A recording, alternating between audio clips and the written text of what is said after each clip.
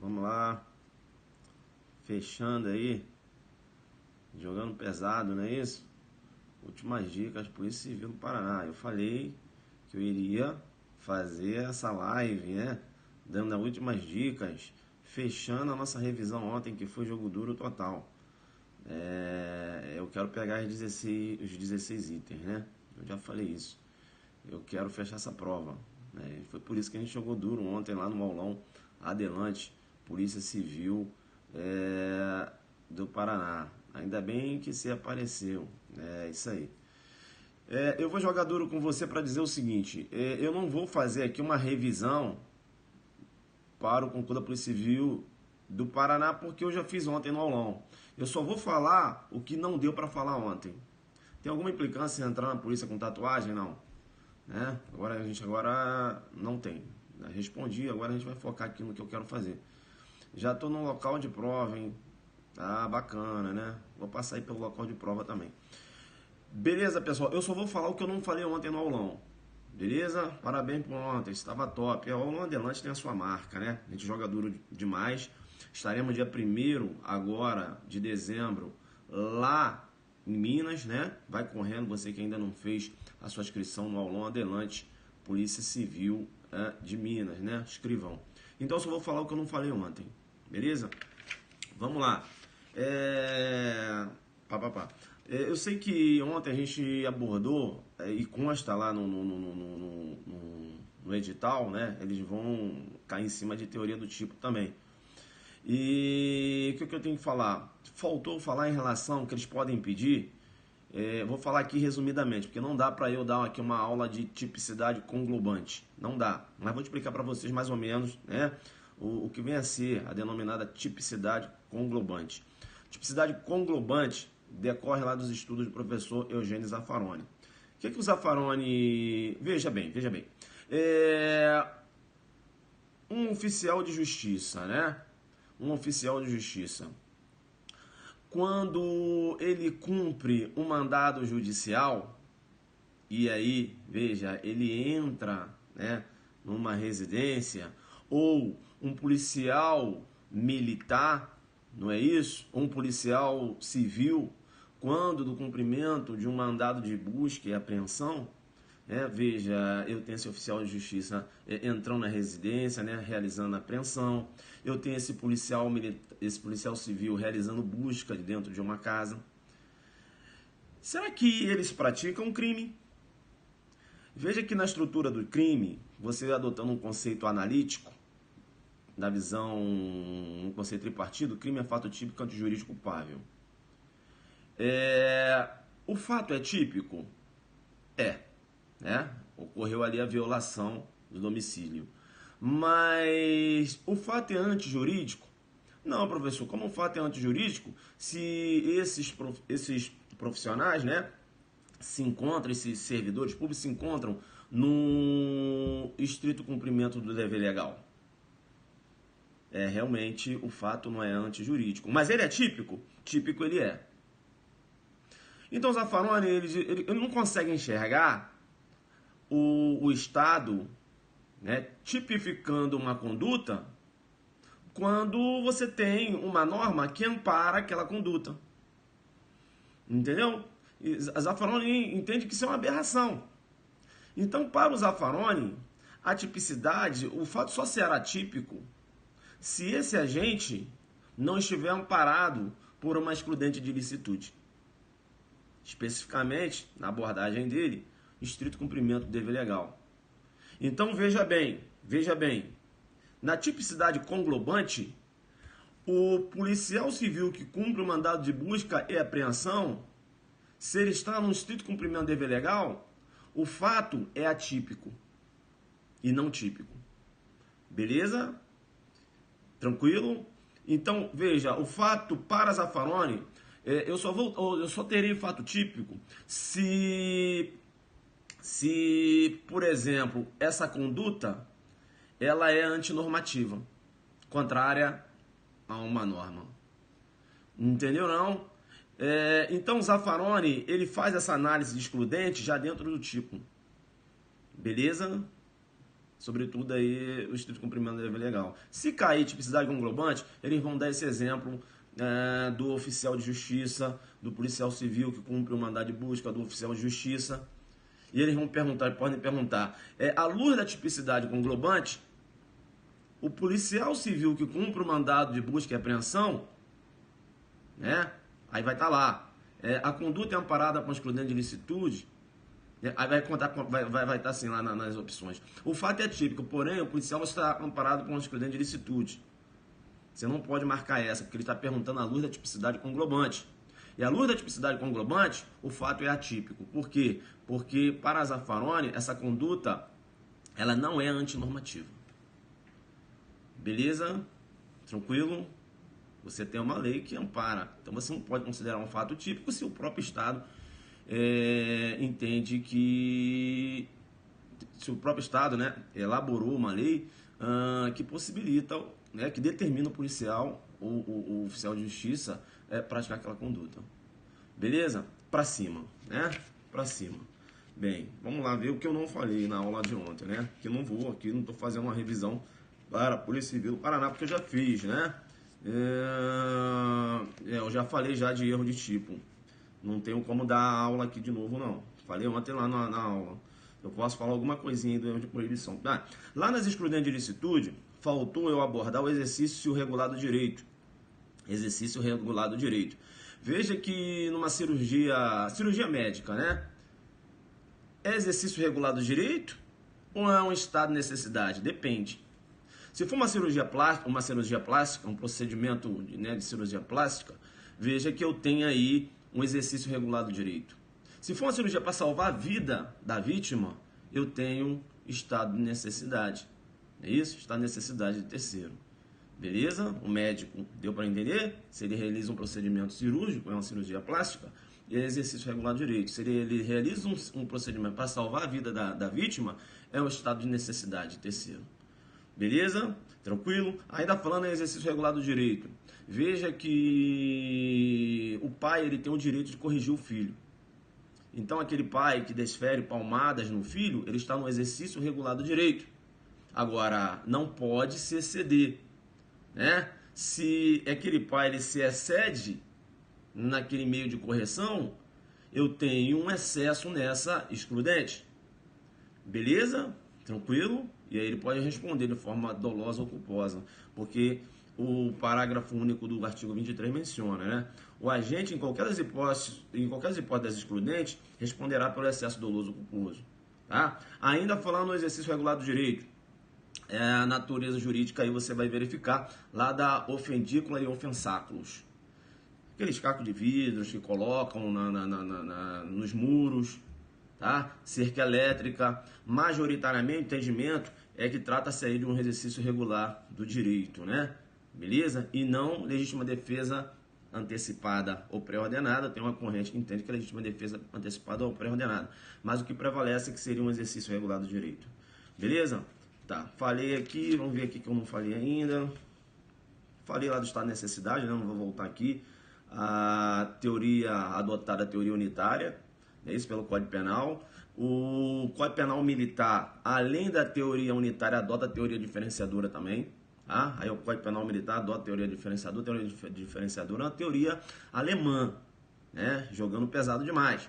Mas o Código Penal não adota a teoria diferenciadora, aquela que trata de ponderação de bens jurídicos. O Código Penal adota a teoria unitária, prevalece o critério da razoabilidade. Bacana? Tranquilo, tranquilo, tranquilo. Vamos lá. Falamos só o que eu não falei. Embriaguez a gente bateu lá em cima, né? Falamos da embriaguez. Ó, então eu falava lá na aula que a embriaguez não acidental, sendo voluntária ou culposa, o agente vai responder, né? Aplicação da teoria acção libera em causa, né? A aferição da capacidade de entender o característico do fato e determinar-se de acordo com esse entendimento será realizada no momento da ingestão da bebida. Então a embriaguez não acidental aplica-se a teoria acção libera em causa. Quando a embriaguez é acidental, não há que se falar em aplicação da teoria acção libera em causa. Embriaguez acidental ou fortuita, né? Por exemplo, o Tício está dormindo e ele mora do lado de uma destilaria de bebida, inalou, né, aquela substância lá, enfim, da fábrica da bebida, ficou doidão. E aí ele acabou praticando um crime. Veja que essa embriaguez dele é uma embriaguez acidental fortuita. Se for completa, exclui a imputabilidade. Se não for completa, for parcial, né, incompleta, eu tenho a causa de diminuição de pena de 1 a 2/3. Não há que se falar em aplicação de action libera em causa quando a embriaguez é acidental. Só vai ser aplicada quando a embriaguez é não acidental e também na embriaguez pré-ordenada, que foi a questão que a gente fez lá no aulão. Beleza? Lá na embriaguez pré-ordenada, ou seja, o agente bebe para praticar o delito. Além de responder pelo delito, ainda tem a agravante por ter praticado o delito em estado de embriaguez, né? A agravante genérica lá do artigo 61, inciso 2. Beleza? Vamos lá. Eu falava ontem ainda acerca da imputabilidade. Eu te pergunto, rapidinho, quais são os elementos que excluem a imputabilidade? Doença mental, imputabilidade, desenvolvimento mental incompleto, que é aquele dos menores de 18 anos, desenvolvimento mental retardado, né, que é a idade incompatível, o cara tem 21 anos, mas apresenta raciocínio de 10, desenvolvimento mental retardado, tá? E a embriaguez? A embriaguez exclui a imputabilidade? Sim, mas olha, não é qualquer embriaguez não, somente a embriaguez acidental fortuita quando completa. Beleza? Porque se for uma embriaguez não acidental, não há que se falar em exclusão da imputabilidade. Beleza? Vamos lá então. Tá. Então, o primeiro elemento da culpabilidade é a imputabilidade. Segundo elemento da culpabilidade é o potencial conhecimento ilícito do fato. O que exclui o potencial conhecimento ilícito do fato? O erro de proibição, inevitável, invencível ou excusável. Beleza? Inevitável, invencível ou excusável. Tranquilo? Bacana. Aí estão colocando ali a questão do índio. Pessoal, o índio depende. Você tem um laudo, né? Um laudo antropológico.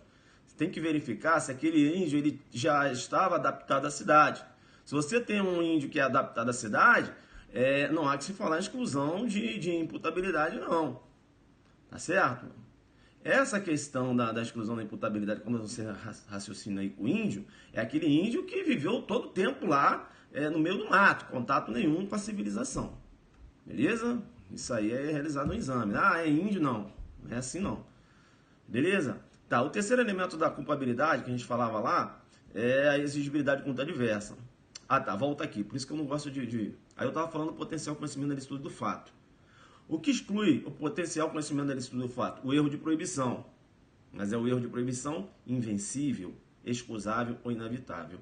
E o terceiro elemento da culpabilidade é a exigibilidade contra adversa. O que exclui a exigibilidade contra adversa? A coação moral irresistível, a obediência hierárquica à ordem não manifestamente ilegal. Coação moral irresistível. Se for coação física, não há que se falar de exclusão da exigibilidade contra adversa e, por consequência, culpabilidade. Coação física, né? Irresistível, a coação física exclui a conduta. Então, vai excluir lá o fato típico. Tá? Outra coisa que eu tinha que falar com vocês, já para avançar logo para a parte especial, é acerca do tipo ainda, que eles cobraram na outra prova, falar em tipo valorado ou avalorado. Beleza? Só para você ter na sua cabeça, para você não dar mal na prova. Tipo avalorado, você raciocina com teoria clássica. Tipo avalorado. O que quer dizer tipo avalorado? É um tipo sem dolo e culpa. Né? Na teoria clássica, dolo e culpa estavam alojados na conduta. E o tipo não constava no bojo do tipo dolo e culpa. Por isso que o tipo era o quê? Avalorado. Com a teoria finalista, dolo e culpa deslocaram da culpabilidade e foram para o fato típico. Então, quando eu raciocino com teoria finalista, o dolo é valorado e não avalorado. Tá? Porque eu tenho dolo e culpa no fato típico. O dolo, ó.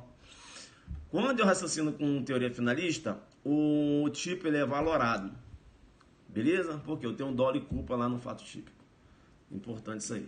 Vamos lá então. Tá. A culpabilidade do fato também, tá? O agente responde pelo fato praticado e não pela pessoa que ele é. Não há que se falar em direito penal do inimigo. É a culpabilidade do fato, tá? importante. Vamos lá. Só vou falar o que eu não falei, tá? E quando eu tratava lá do erro de tipo, é importante que o erro de tipo ele pode ser essencial, né? É aquele que recai no elementar do tipo. É isso? Subtrair coisa alheia móvel. O agente subtrai coisa de outrem, pensando que trata-se de bem de sua propriedade. Ou seja, ele erra na elementar alheia. Não é isso? Aí a subtração de coisa alheia, pensando que é coisa própria, mas na verdade é uma coisa alheia. Né? Um erro de tipo essencial. Quando é que o erro de tipo vai ser acidental? O erro de tipo vai ser acidental quando não recai numa elementar do tipo. Tá? E quais são os erros de tipo que você visualiza como acidental? Erro sobre a pessoa. Artigo 20, parágrafo 3º. Considera essas qualidades, né, da pessoa que queria que a conduta, né, iria recair. Não é isso? As qualidades da pessoa que a conduta iria recair, ou seja, da vítima virtual. Erro sobre objeto. O cuidado com o erro sobre objeto, que no erro sobre objeto eu vou considerar as qualidades do objeto que efetivamente eu subtraí. E não do objeto que eu queria subtrair. Uma doutrina majoritária nesse sentido. O erro ainda é acidental. Erro na execução é acidental. Né? Erro no nexo de causalidade é acidental. Resultado diverso do pretendido é acidental, que é o aberratio criminis. É isso? Você deve ter estudado, não deu para a gente abordar isso aqui a fundo no aulão, mas eu estou passando aqui para vocês. Tá? Erro sobre objeto, erro na execução, erro no nexo de causalidade. Teoria do erro deve cair. Beleza? Vamos lá. Tá, falei. Tá. Concurso de pessoas. Crimes unissubjetivo ou de concurso eventual. São aqueles crimes que eu posso praticar sozinho ou em concurso de pessoas. O homicídio, por exemplo, é um crime unissubjetivo ou de concurso eventual, que eu também posso chamar de crime unilateral. Crimes plurissubjetivo ou de concurso necessário. Eu tenho necessariamente que praticar esse delito em concurso de pessoas, para que eu tenha aí a materialização do delito, como é o crime de rixa, por exemplo. Beleza? Então pode aparecer na sua prova, crime plurissubjetivo ou de concurso necessário. Tá? Se opõe aos crimes unissubjetivos ou de concurso eventual. Fica ligado aí. Tá, quando eu falo ainda em concurso de pessoas, é bom você ficar esperto que no concurso de pessoas, essa contribuição ela tem que ocorrer antes ou durante. Como assim, professor? Eu combinei com o Tício de furtar um veículo, né? E a gente chegou no local, subtraímos o veículo. Beleza? Estamos agindo em concurso de pessoas, né? Veja, há uma colaboração, nessa colaboração aí foi durante, né, a prática do delito, mas eu posso ter uma colaboração antes. O Tício quer furtar o veículo, eu não vou no local, mas dou uma chave micha para ele. Olha, é uma colaboração antes. Agora, se eu colaboro depois que o crime ocorreu, não há que se falar em tese em concurso de pessoas. Não entendi, professor. O MEV ele subtraiu um veículo, não subtraiu? Subtraiu. Aí ele chegou pro Tício e falou, Tício, que não sabia de nada. Cara, eu subtraí um veículo aí. Você tem como me ajudar? Né? Aí eu disse, não, tenho. Você é meu amigo? Beleza, guarda esse veículo lá na sua casa. Aí o Tício vai e guarda. O Tício não vai responder pela subtração do veículo em concurso de pessoas, e sim por favorecimento real. Né? A contribuição dele foi posterior ao crime. Aí não há concurso de pessoas. Beleza? Tranquilo? Porque o crime já foi consumado. Agora, eu posso ter uma colaboração posterior que há concurso de pessoas. Quando? Quando eu tenho um ajuste prévio. O MEV falou, Tício, eu vou lá subtrair um carro. Depois que eu subtrair esse carro, você guarda na sua casa para mim? Pô, eu guardo. Beleza. Aí o cara foi lá, subtraiu o carro e o Tício foi e guardou na casa dele. A contribuição é posterior, sim, mas ocorreu um ajuste antes. Entendeu? Então, veja, aí eu tenho o Tício mesmo respondendo pelo furto em concurso de pessoas e não o outro respondendo por favorecimento real. Professor, mas esse ajuste prévio, tá, ocorreu um ajuste prévio, mas o ajuste prévio não é necessário para que eu tenha concurso de pessoas, eu expliquei isso ontem lá no aulão, beleza? Então, importante aí. Tá, teoria adotada, né, quando se trata de concurso de pessoas, que para identificar o autor de partícipe. Majoritariamente, prevalece o entendimento que a teoria adotada é a teoria objetivo formal. É autor aquele que pratica o verbo do tipo. É isso? E partícipe, conduta acessória. Eu tenho uma outra teoria que os tribunais estão também adotando, é isso? Mas veja, essa teoria ela não foi positivada no Código Penal, né? Que é a teoria do domínio final do fato, né? Autor não só aquele que pratica o verbo do tipo, como também aquele que tem um controle da situação, né? É a teoria do domínio final do fato, amplamente adotada pela jurisprudência. Se cair lá na sua prova, a jurisprudência vem adotando no que se refere à autoria, né? A teoria do domínio final do fato. E aí você vai lá e marca. A teoria do domínio final do fato, ela não foi criada para diferenciar autor de partícipe não, hein? Beleza? Tranquilo? É bom você ficar ligado aí. Tá, vamos lá. Tá, falei aqui. Isso. Tá. A diferença de erro de tipo para delito putativo por erro de tipo, né? Veja que no erro de tipo, o agente quer praticar um fato atípico e acaba praticando um crime. Como? Eu deixei meu carro no estacionamento, agora eu vou lá tirar meu carro, pego o carro de uma outra pessoa. Quando eu quero tirar o meu carro, eu não quero praticar nenhum crime, né? Nenhum fato típico. Mas aí eu acabo pegando um carro de uma outra pessoa. Entendeu? Eu acabo praticando um fato típico. Mas veja, não era a minha intenção. Aí eu tenho um erro de tipo. Delito putativo por erro de tipo. Eu agora quero praticar um fato típico e acabo praticando um relevante penal. Por exemplo, eu quero vender drogas, não é isso? E estou ali vendendo maisena. Olha aí, delito putativo por erro de tipo. Né? Então é o contrário, delito putativo por erro de tipo, o cara quer praticar um fato típico e acaba praticando um relevante penal. Mestre, hoje na prova da OAB, mandei umas dicas, por favor. E essas dicas que eu tô passando aí, filho. Beleza? Essas dicas aí já servem. Tá? Autoria colateral incerta, nós tratamos lá, né? E eu falava para vocês que na autoria colateral ou na autoria incerta não há o concurso de pessoas. A gente tratou disso ontem, não é isso? Falei para vocês que o que fundamenta é a ausência do vínculo subjetivo, tanto na autoria colateral como na autoria incerta. A autoria colateral, A e B realizam disparo de arma de fogo, acabam atingindo C. O laudo cadavérico indicou que a morte da vítima decorreu dos disparos de A, né? Mas B também atingiu a vítima. Aí eu tenho a autoria colateral, um desconhecendo a conduta do outro. A vai responder por homicídio consumado e B por homicídio tentado. É isso? Quando na autoria colateral não consigo identificar qual foi, ou seja, né? Qual foi a munição realmente que provocou a morte da vítima, eu tenho a denominada autoria incerta. Beleza? Na autoria incerta também, um desconhecendo a conduta do outro, realizaram disparos de arma de fogo, a vítima morreu, mas o laudo não conseguiu identificar qual foi o disparo fatal. Na autoria incerta, eu também não tenho concurso de pessoas. Só que na autoria incerta aqui, ambos irão responder por tentativa de homicídio, muito embora eu tenha a morte. Beleza? Porque eu não sei quem realmente matou, então indúbio para o réu. E ontem eu falava no aulão para você ficar esperto que tem uma pegadinha na autoria incerta. Qual, professor? Vai constar na prova que eles realizaram o disparo de arma de fogo conjuntamente. Quando a segunda munição atingiu a vítima já estava morta. Então alguém praticou o crime impossível. Como eu não sei quem praticou o crime impossível, eu vou estender crime impossível para ambos. Então eles não irão responder nem por tentativa. Beleza?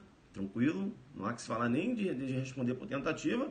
Veja, dentro de uma pegadinha de autoria incerta. Autoria incerta, basicão, ambos respondendo tentativa de homicídio. O jogo duro, vai apresentar a questão que quando a segunda munição atingiu a vítima já estava morta. Aí é jogo duro, aí é só para faixa preta, né? Aí você não vai marcar lá a tentativa de homicídio, porque eles não irão responder indúbio pro réu, vai estender o crime impossível para todo mundo. Beleza? Jogo duro total. Autoria ignorada a gente já falava ontem, né? O desconhecida, ocorreu um homicídio, fui no local. Quem é o autor? Não sei. Autoria desconhecida, é isso. Tá? Bacana. Então a gente fechou aqui a parte parte geral, né? Uns detalhes que eu não falei. E ainda aqui, para fechar mais aqui a parte geral, eu vou falar aqui um pouquinho do erro de proibição. Erro de proibição exclui o potencial conhecimento ilícito do fato. Não é isso? Isso, essa última foi boa. Essa aí, para quem tava no aulão, irmão, o jogo foi pesado. Vocês estão brincando? Aqui não tem, né? Não morri, não acertava, né? O jogo é pesado demais, guerreiro. Quem foi no aulão sabe disso. Erro de proibição. Exclui o potencial conhecimento ilícito do fato. Erro de proibição, claro, invencível, inevitável, né? Excusável. O erro de proibição, ele pode ser... Aí, se cair classificação de erro de proibição, ele pode ser direto. É o holandês que chega no Brasil e adquire um cigarro de maconha e começa a fumar. Ele acha que aqui no Brasil não há uma regra proibitiva. Entendeu? É um erro de proibição direto. Agora, eu posso ter um marido que chegou em casa e encontrou uma mulher com outra pessoa e ele acha que tem uma norma que ampara uma legítima defesa da honra, por exemplo. E ele vai e mata essa mulher. Ele acha que existe uma norma, né, que cria uma excludente de ilicitude para a conduta dele quando não há. Entendeu? Ele erra na existência de uma norma, mas de uma norma discriminativa. Bacana? Aí você tem um que eu vou chamar de erro de proibição indireto. Deu para entender?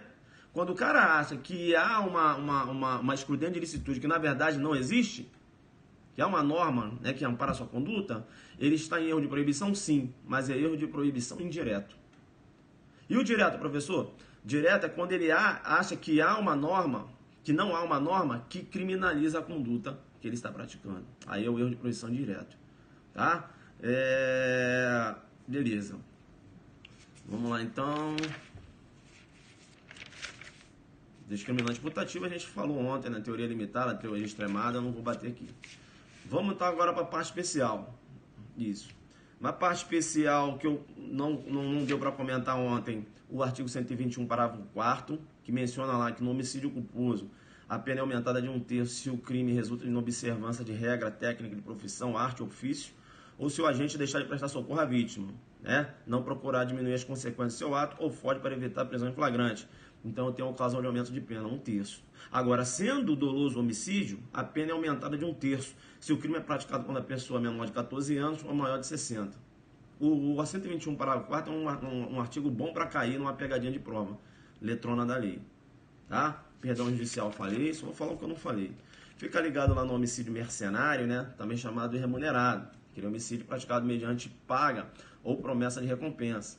Né? Prometeu que iria pagar o MEV. O MEV foi lá e praticou o crime. O MEV não recebeu, mas ele praticou esse crime diante de uma promessa. Beleza? Vai responder pelo homicídio qualificado também. Isso, né? Bacana. Importante sair cedo. Isso é importante aí, o guerreiro já colocou aí. Tá, vamos lá então, o que eu não falei, né? Só vou aqui o que eu não falei. Vamos lá. Falei aqui acerca do suicídio. Só vou o que eu não falei. Tá, lá no aborto, eu vou pedir a sua atenção para o aborto quando praticado na gestante, se ela não é maior de 14 anos ou é alienada ou débil mental, né? E veja, essa gestante, ela deu o consentimento. Esse a gente vai responder pela... Aí o guerreiro está perguntando ali, né? Calma aí que eu vou falar. Esse a gente vai responder pelo aborto sem consentimento. Porque o consentimento menor de 14 anos e nada é a mesma coisa. Beleza? Perguntou ali a diferença de qualificadora para majorante. A qualificadora tem escala penal própria. E majorante aumenta a pena principal. Né? Bacana isso aí. Tá. Vou pedir também a sua atenção para o aborto qualificado, né? Lá do artigo 127. Veja que as penas podem ser duplicadas, né? Se por qualquer das causas sobrevém a morte da vítima, né? Isso é importante. Então dá uma olhada lá no 127, aí fala ainda na causa de aumento de pena de 1/3. Dá uma olhada lá no 127, não vai dar pra gente abordar aqui. Bem, vamos lá. Tá, lesão corporal, a gente falamos da lesão corporal funcional, né? Deixa eu ver aqui se eu tinha falado isso.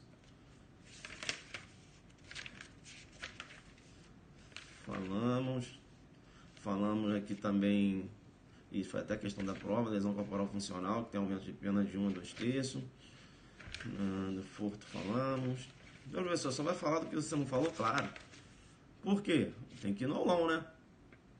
Tá, furto qualificado, né? Eu vou chamar sua atenção para a nova qualificadora. Eu até falei lá no aulão, mas vou quebrar teu galho aqui. Lá do parágrafo 4A. Veja que a pena de reclusão de 4 a 10 anos e multa se houver emprego de explosivo ou artefato análogo que cause perigo comum. Essa qualificadora é nova. Grande probabilidade de cair na sua prova, tá? Então fica esperto lá, um furto qualificado com destruição, rompimento de obstáculo ou subtração da coisa, chamado de furto por efração, né? Furto com abuso de confiança, chamado de famulato, é isso? Escalada, eu falava ontem, né? Tanto uma subida como um túnel, ou a gente sobe, né, num determinado muro, por exemplo, mediante escalada. Escalada é todo aquele esforço em comum, né? Furto de uso é atípico, não é isso? Quando a gente trata de furto de uso na órbita do Código Penal. Quando eu falo de Código Penal Militar, o furto de uso é atípico. Beleza? Destreza, né? O agente tem que ter aquela destreza, é aquele que puxa a carteira sem a vítima perceber. Chave falsa, beleza. Furto mediante concurso de 2 ou mais pessoas. O menor, ele conta quando você trata de furto qualificado, tá? Em concurso de pessoas. Então, além do menor contar para o concurso de pessoas, é isso? Nessa situação aqui, a doutrina entende que o menor pode contar. Se tem discussão lá, o menor ele não tem culpabilidade, então não há concurso de pessoas, você teria uma autoria imediata. Não, beleza, mas quando se tratar de qualificador, esse menor conta aqui, tá? O menor então vai contar para o concurso de pessoas e além disso a gente vai responder por corrupção de menores, né? Então é importante aqui. Vamos lá, do roubo a gente tratou, né? Roubo próprio e impróprio. Teoria da amostra a gente falou lá. É só o que eu não falei. Tá. Causa de aumento de pena lá do roubo. Se o roubo é praticado mediante o emprego de arma de fogo, a causa de aumento é de 2 terços. 2 terços, beleza? Se a violência é exercida com o emprego de arma de fogo. Se for arma branca, não entra, né? Ocorreu aí a abolice porque foi revogado a arma branca, tá? 2 terços. Tá, fica esperto, porque eu tenho 2 causas de aumento, né? 2 causas de aumento quando eu trato de roubo. Veja que se o roubo é praticado, se há concurso de 2 ou mais pessoas no roubo, a causa de aumento um exemplo, né? É de 1 terço até metade. Se há emprego de arma de fogo, por exemplo, aumenta essa pena de 2 terços. Ele vai trocar isso aqui. Beleza? Então, olha, fica ligado 157 parágrafo 2º com 157 parágrafo 2º, parágrafo 2º-A. Beleza? E também aumenta a pena de 2 terços se há destruição ou rompimento de obstáculo mediante emprego explosivo, artefatos análogos que causam perigo comum, né? Aqui também é 2 terços. Fica ligado aí no roubo, tá? Beleza. Latrocínio a gente bateu ontem, falamos. Sequestro relâmpago, importante. Eu não sei se eu falei com vocês. Lembra do sequestro relâmpago que eu falei no aulão? Vamos supor então que o Tício tenha sequestrado a Mévia e levado ela até um caixa eletrônico. Chegou lá, ele exigiu, né, que ela passasse a senha, né? Ela passou a senha, ele foi e matou, num contexto aí de sequestro relâmpago, ainda matou a vítima. Será que há que se falar em extorsão, né, e qualificada pela morte? Será que o sequestro relâmpago aí seria considerado crime hediondo? Não. Mesmo se ocorrer a morte da vítima, majoritariamente entende que o sequestro relâmpago, ou seja, a extorsão qualificada de cerceamento da liberdade da vítima, não é considerada hediondo. Por quê? Porque não consta lá na Lei 8.072. Essa é a corrente majoritária, tá? Importante aí. A gente está falando aqui da extorsão cerceamento de liberdade. Vamos lá. Tá, e o O Guerreiro está perguntando em relação à arma, né? Ele está falando o quê? Arma de fundo, não deu para entender. O STJ entende que que não é incompatível. O agente vai responder pelo sequestro, cerceamento de liberdade da vítima e com aplicação lá na causa de aumento, se é um emprego de arma. Beleza? Há possibilidade sim, né? Que é a causa de aumento do parágrafo 1º. Acho que é isso que ele está perguntando, eu já dei uma aula acerca disso aí. Para o STJ, há incidência.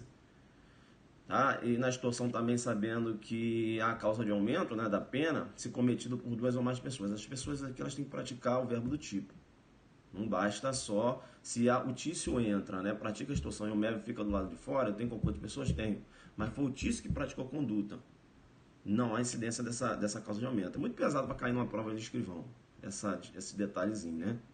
Então, os dois têm que praticar a extorsão. Por isso que ele fala cometido por 2 ou mais pessoas. Eu dei, inclusive, essa aula aí. Professor, tá rápido? É rápido mesmo, irmão. Não dá pra ficar, né? O aulão foi jogo duro. Imagina isso aqui. Isso é pegada de delegado, pegada de delegado.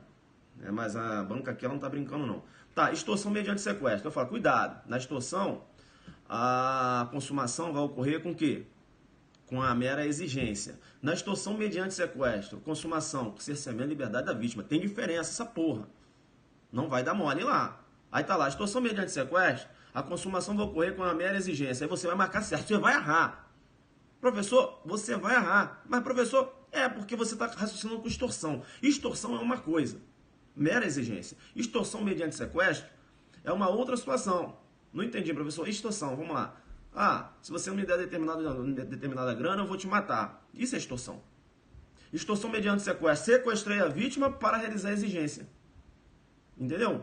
Então, no momento que eu sequestrei a vítima, o crime consumou. Entendeu? É diferente. Extorsão mediante sequestro é diferente da extorsão. Beleza? Tranquilo? Fica esperto aí. Né? A gente bateu nisso aí. Eu falava para vocês também, para ficar ligado lá na extorsão mediante sequestro qualificada, né? Se o sequestro dura mais de 24 horas, se o sequestrado é menor de 18 anos, ou maior de 60 anos, ou se o crime é cometido por bando ou quadrilha, agora entende-se aí associação criminosa. A gente falava sobre isso. Tá, então extorsão mediante sequestro, acho que eu dei os detalhes importantes, né? Tá, vambora. Falei, tá. Lá na receptação, faltou falar da receptação culposa, tá? Prevista lá no artigo 180, parágrafo 3º. A receptação culposa trata-se de um crime de menor potencial ofensivo, lavratura de termo circunstanciado. Beleza? Fica ligado aí, né? E a gente falou da receptação própria, imprópria, enfim. A gente bateu lá no aulão. Isso aqui é para quem foi no aulão. Tá. Parágrafo 4º também, da receptação. Menciona, a receptação é punível, ainda que desconhecido ou isento de pena o autor do crime que provê a coisa. Fica esperto. Se um louco subtrair um carro, beleza? Subtraiu um carro. E esse louco, ele vendeu o carro por um MEV, e o MEV comprou sabendo que esse louco subtraiu o veículo, aí você vai raciocinar, o louco não pratica crime, não pode ser receptação. Não. Esse louco é isento de pena. Entendeu? Mesmo que ele seja isento de pena, se você adquiriu um carro de que um louco subtraiu, você vai responder na receptação. A mesma coisa, ato infracional. Não é a receptação por quê? Porque o menor não pratica crime. E a lei fala produto de crime, então não vai cair na receptação. Não, cai sim. Beleza? O menor também é isento de pena. Então aquele que adquiriu um veículo em que o menor subtraiu, na prática de um ato infracional, vai responder na receptação também. Beleza? Tá, receptação a gente falou. Tá, crime contra a administração pública, né? A gente falou também. Eu vou chamar sua atenção quando eu trato aqui dos crimes contra a administração pública, da corrupção passiva exaurida, né? Lá do 317, parágrafo 1º, que ele menciona: a pena é aumentada de 1/3, sem consequência da vantagem ou promessa, o funcionário público retarda ou deixa de praticar qualquer ato de ofício ou pratica infringindo dever funcional. Então é aquele agente que solicita determinada grana para praticar um ato, não é isso? Ele recebe o dinheiro, né? E vai lá e pratica aquele ato que ele tinha prometido. Ele vai responder aí pela corrupção passiva exaurida. né? Então eu tenho uma causa de aumento, aumentada a pena de 1/3. Beleza? Na corrupção ativa, né, também tem a causa de aumento. Então aquele agente, por exemplo, que entregou um determinado dinheiro para um funcionário público, né, o agente chega, olha, você quer um dinheiro aí para você realizar um ato, né, que eu necessito desse ato, toma esse dinheiro aí.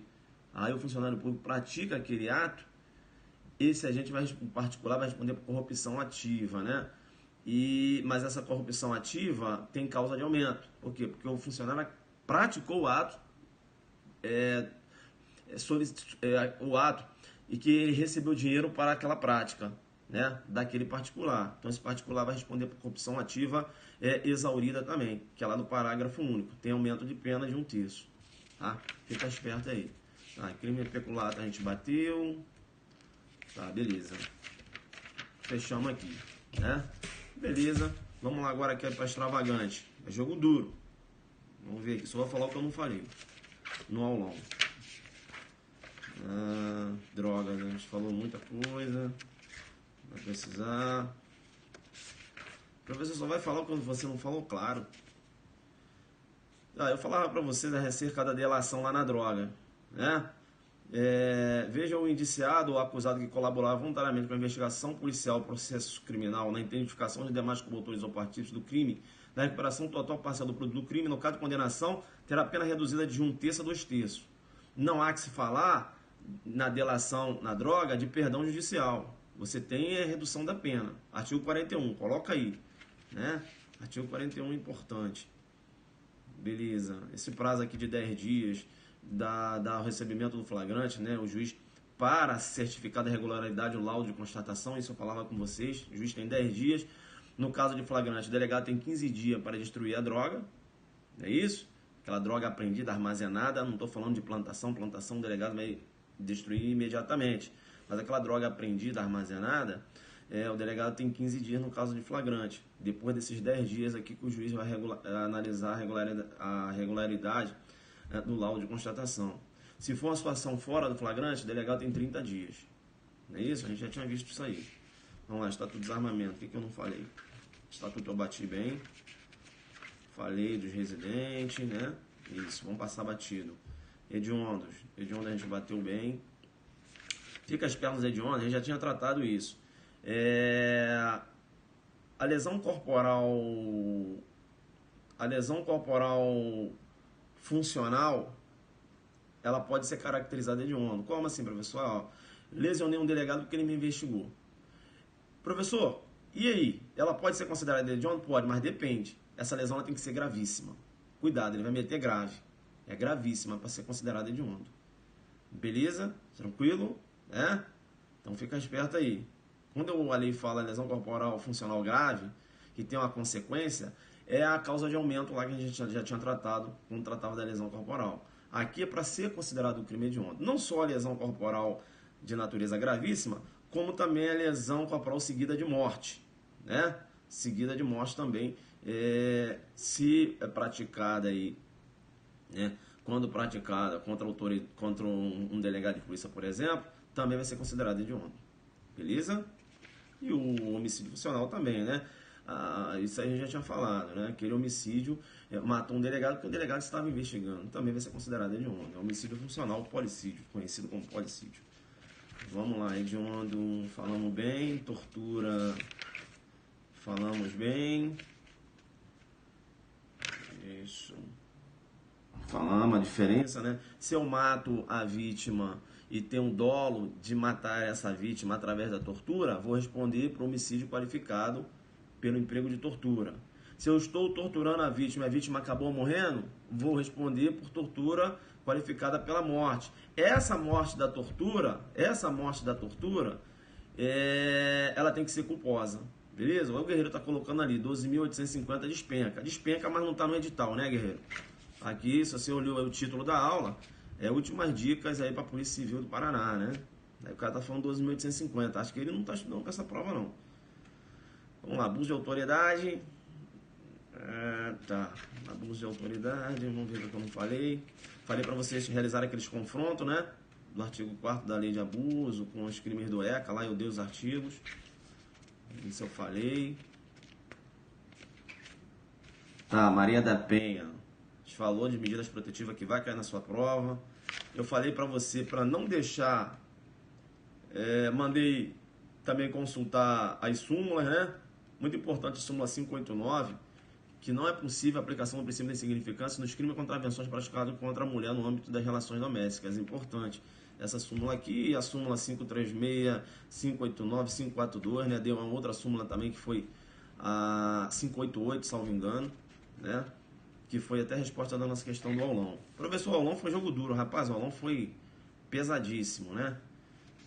Tá, relações homoafetivas eu falei, da Maria da Penha, dano psicológico, violência psicológica, violência moral a gente falou lá da pegadinha que tinha. Tá, olha só, tá aí, tu não tá aí? Tu não tá aí no hotel? Tô. Vai lá agora, depois que a gente acabar aqui, pega a lei 13.505. 13.505 2017, vai despencar na Maria da Penha. 13.505 2017. Novas providências do delegado de polícia no que se refere a Maria da Penha. Tem que dar uma olhada lá. Beleza? 13.500 e... Fala de novo, professor. 13.505. Eu falei isso? Onde eu falei 13.560? Eu falei 560. Pô, tô ficando doido. O jogo tá duro aqui. Lei 13.505, 2017. Beleza? Não pode ir pra prova sem ler a porra da lei. Tô dando bizu. Não pode. Você não pode sair do hotel sem ler essa lei aqui. Depois você vai me falar. Beleza? Tá. Vamos lá. Artigo 10A. Ó, alteração da lei 13.505. Depois tu vai dar uma olhada lá. Maria da Penha. Só tô falando que eu não falei. Beleza, pessoal?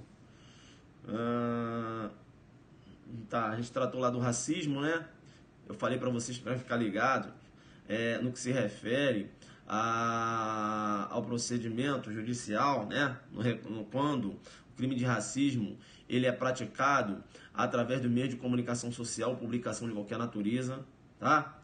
Esse dispositivo que trata disso cai na prova, tá? Veja que a pena de reclusão de 2 a 5 anos, né? No caso, o juiz ele poderá determinar, ouvido o MP ou a pedido deste, ainda antes do inquérito policial, sob pena de desobediência, o recolhimento imediato e a busca e apreensão dos exemplares de material respectivos, né, quando praticado através desses meios. Né? E é importante você saber que o juiz ainda vai poder determinar a cessação das respectivas transmissões radiofônicas, televisivas, eletrônicas ou da publicação por qualquer meio. E a pegadinha que pode aparecer aqui é o seguinte: esse material ele é destruído? Sim, mas só vai poder ser destruído depois do trânsito julgado da sentença da decisão. Antes, esse material é apreendido. O juiz não pode determinar a destruição, né, de forma incidental, antes do trânsito julgado da sentença penal condenatória. Beleza? Essa destruição só vai ocorrer depois, após o trânsito julgado. Né? Aí a gente falou aqui diferença do racismo para a injúria discriminatória, né? O racismo é segregação, é separação. A injúria discriminatória é atingir a honra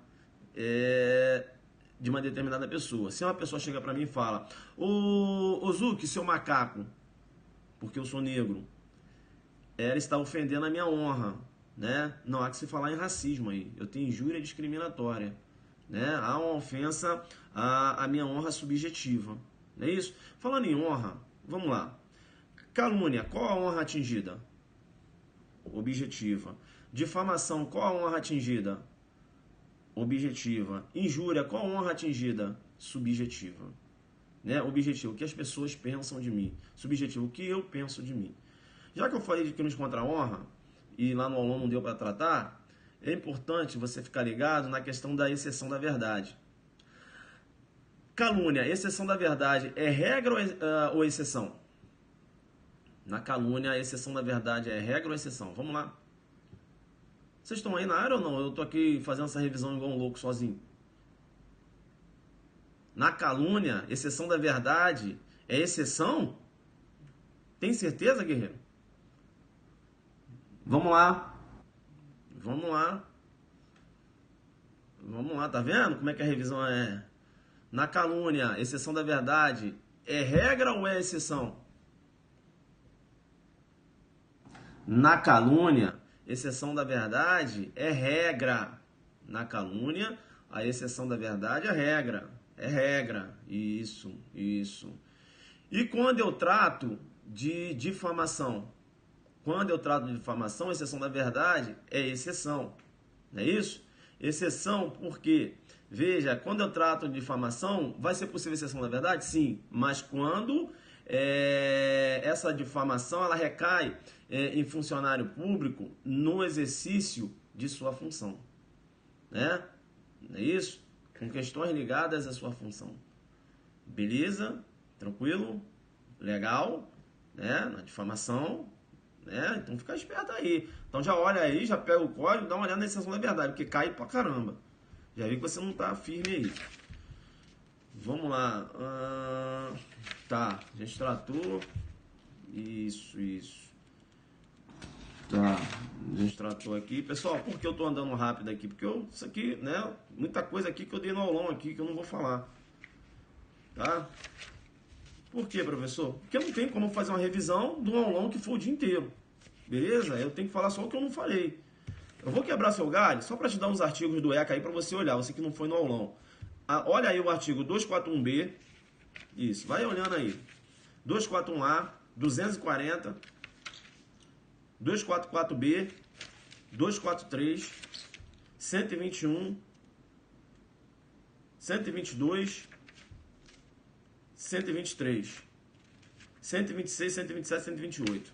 Dá uma olhada lá, beleza? Tá, eu volto agora aqui no ECA, né? Pra falar o que eu não falei.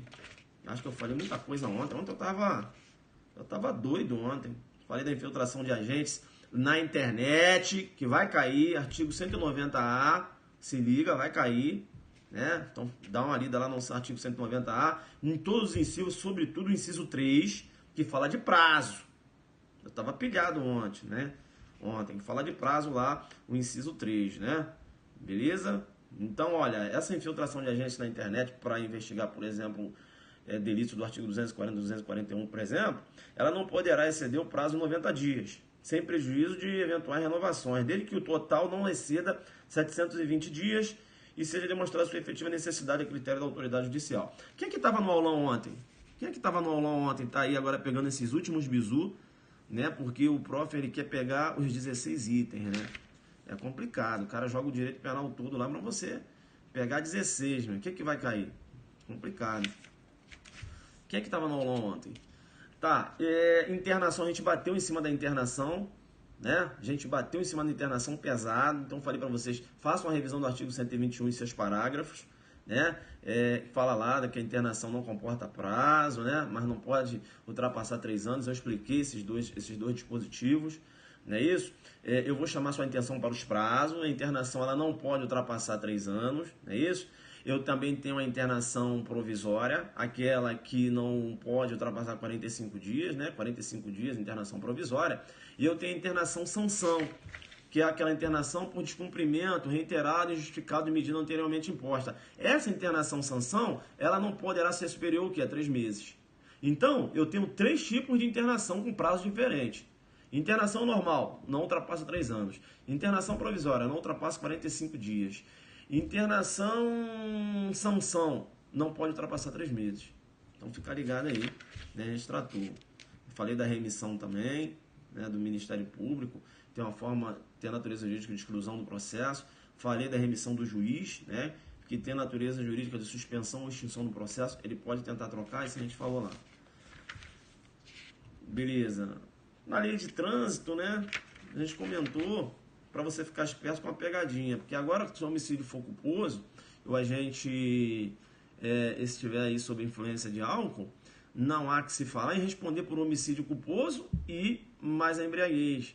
Eu tenho agora o homicídio culposo qualificado, né? Veja que se o agente pratica um homicídio e se esse agente conduz o veículo automotor sob influência de álcool ou qualquer de outra substância psicoativa que determine dependência, eu tenho agora uma pena de 5 a 8 anos, né, de reclusão, suspensão, proibição do direito de se obter permissão ou habilitação para dirigir veículo automotor. O 121, vai lá, o 121 não.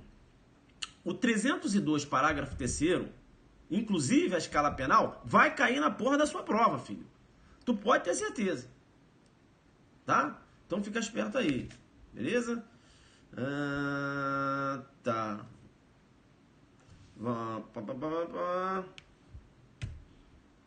Tá. Lei 9.099 a gente bateu também ontem, né? Tá. Beleza. Vamos agora para o processo penal. Professor, 1 hora de revisão aí só do que você não falou, né? É claro, o que eu falei eu não vou ficar aqui falando de novo. Aí só o pessoal que foi no aulão pegou.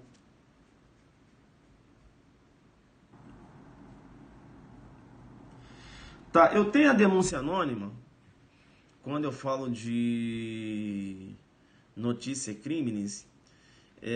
Eu tenho a denúncia anônima, né, que é chamada aí de notícia crime qualificada, né? É aquela denúncia que eu não tenho a qualificação de quem fez, beleza? Inqualificada, beleza? E quando é aquela denúncia que eu tenho a qualificação, aí é notícia crimes qualificada, tem a qualificação de quem está denunciando, beleza? Vamos lá.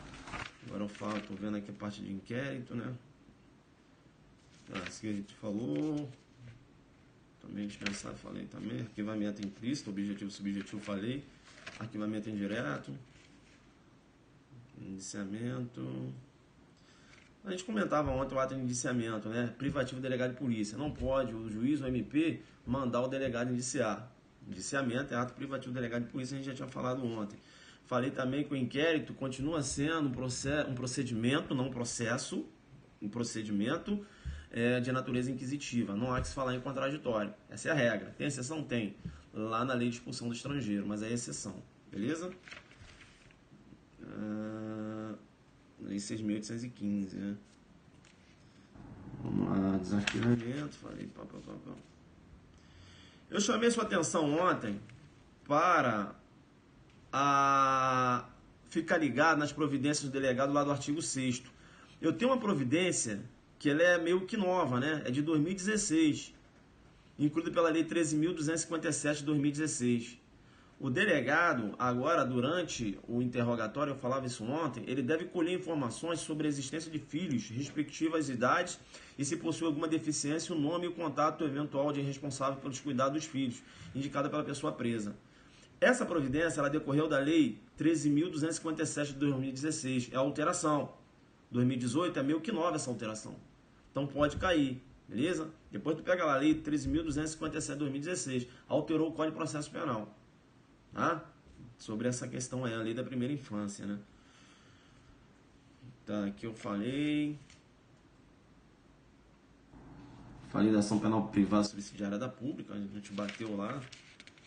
Perempção, artigo 60, somente na ação penal privada, que há o fenômeno da perempção, a gente tratou disso ontem. Não há que se falar aqui, falamos aqui da competência também, artigo 70. Eu falei para vocês, não deixa de ler o artigo 70, parágrafo 1º, parágrafo 2º, parágrafo 3º do Código de Processo Penal. Né? A gente bateu nisso aí. Falamos aqui da persuasão racional, corpo de delito, batemos em cima. Eu falei a importância de ler o artigo 156, o artigo 157, parágrafo 1º e 2º do artigo 157, né? Trata lá da prova ilícita por derivação, né? Frutos da árvore envenenada. Eu falei sobre isso.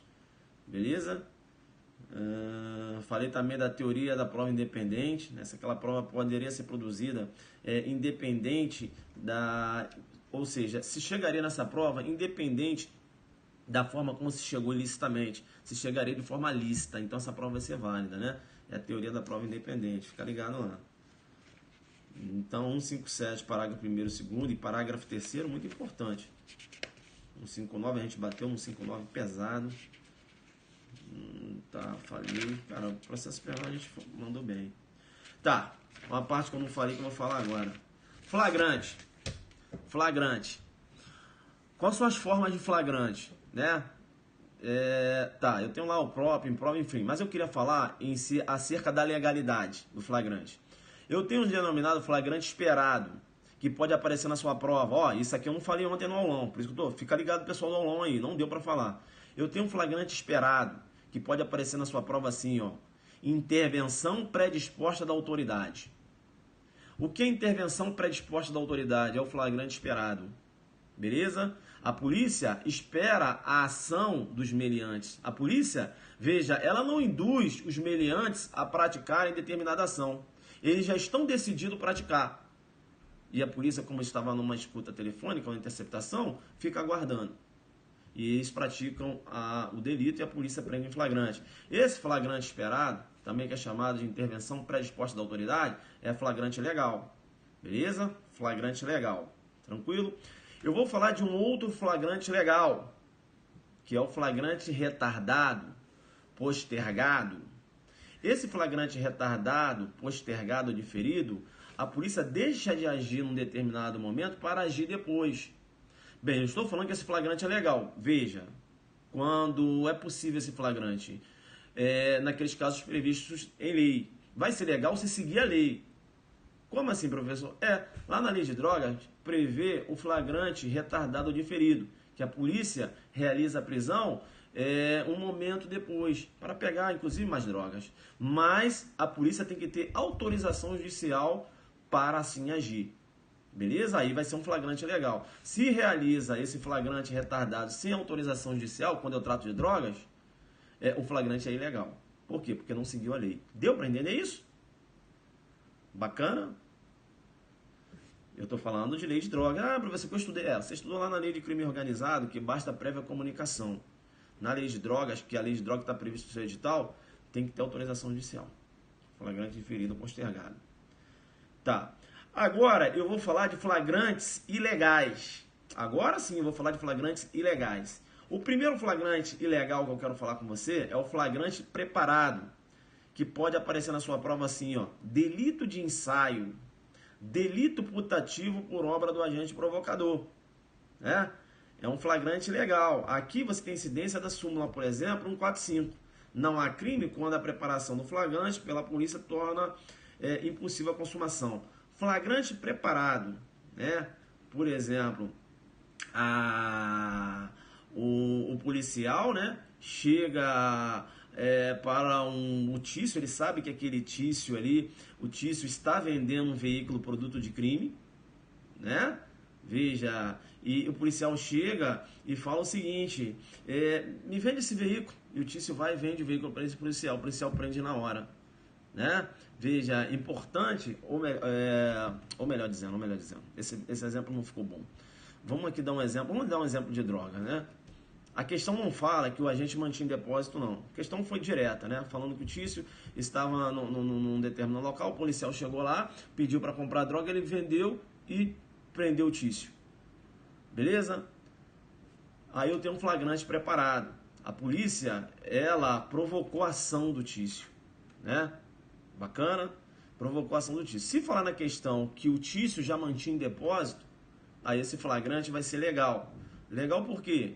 Porque, veja, ele já mantinha em depósito. Mantém em depósito, a polícia não provocou. A polícia provocou a venda, mas a manter em depósito o cara já mantinha. Aí eu vou ter um flagrante legal. Flagrante legal, em decorrência, mantém em depósito. E não em relação à venda. Então fica esperto.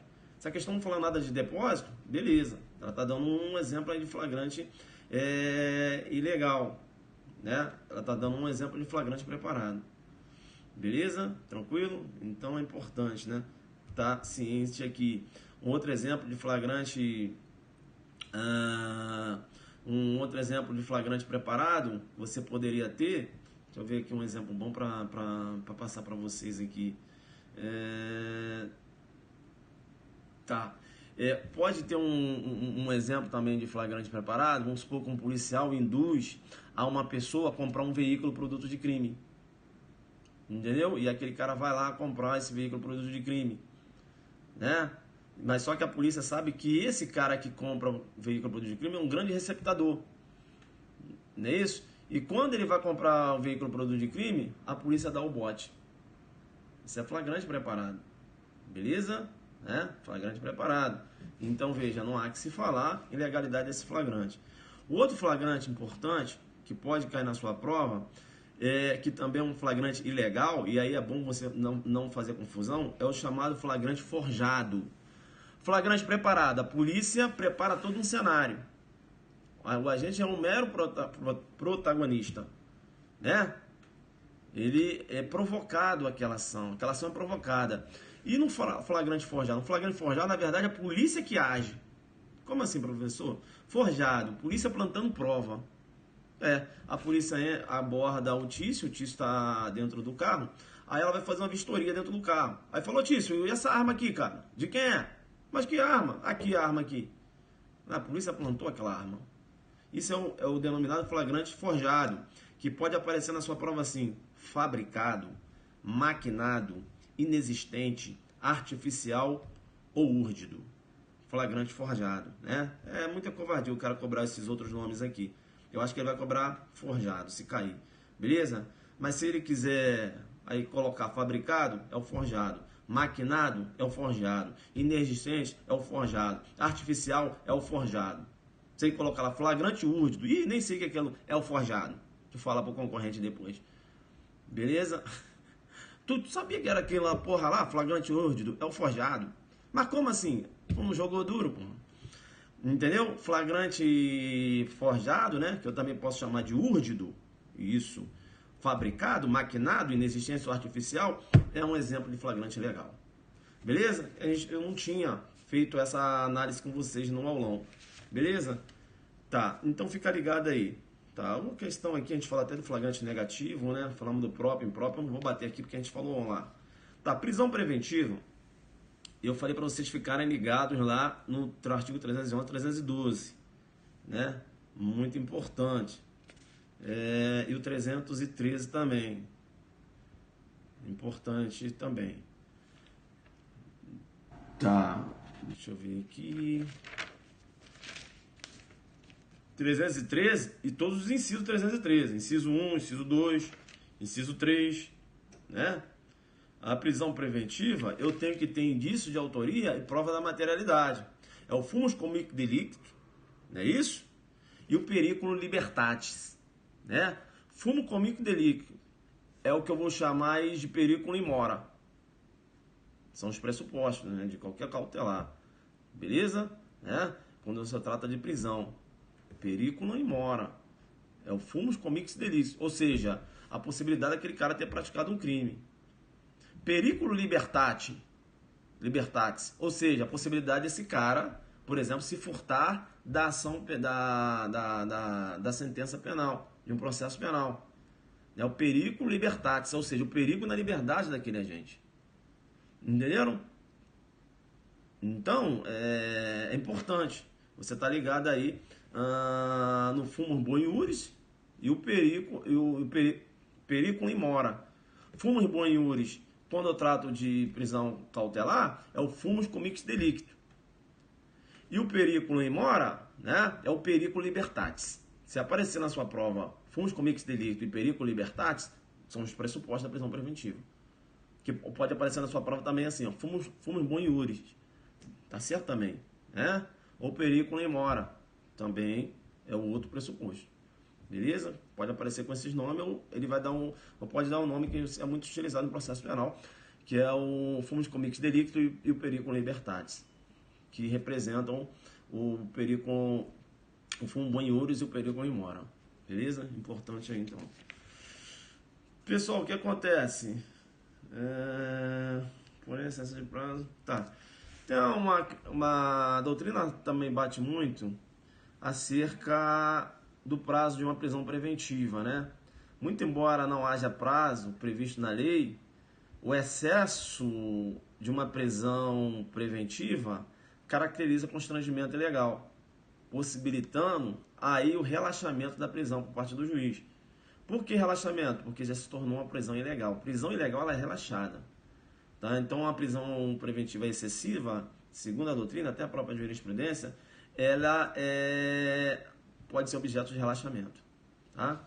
Importante. Eu falar para vocês que o juiz, por exemplo, ele pode revogar a prisão preventiva se no decorrer do processo verificar a falta de motivo que fundamente aquela prisão, bem como decretá-la novamente.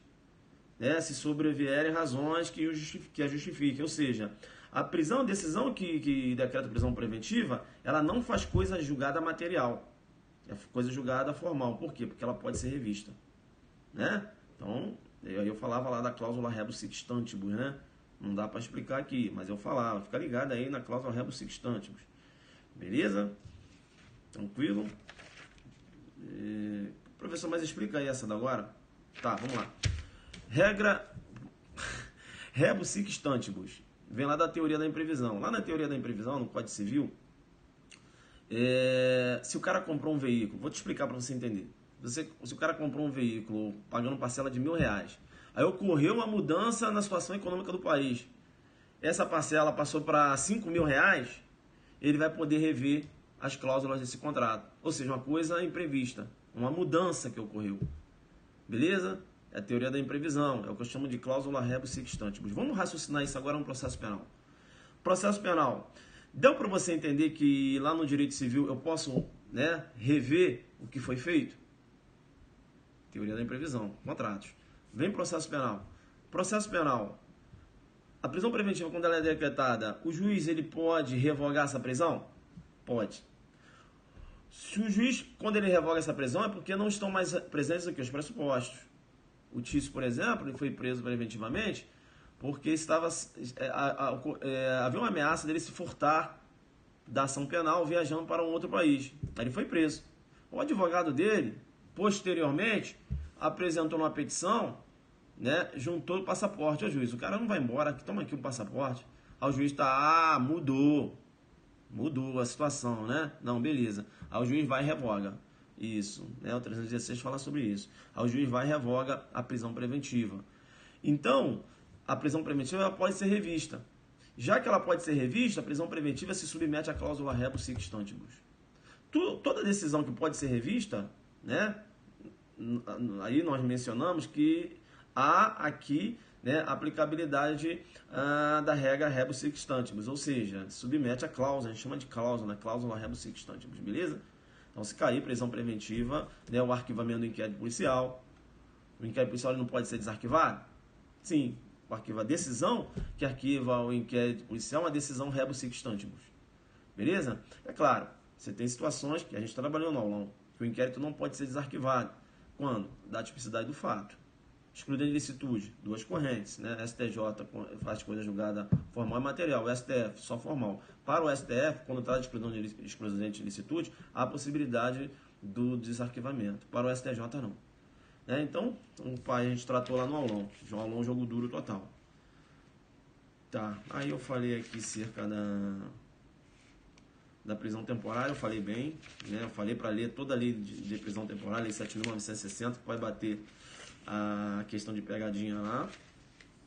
E aí a gente fechou com a reprodução simulada de fatos, né? E a questão de pegadinha que a gente colocou é que a reprodução simulada dos fatos demandam decisão judicial.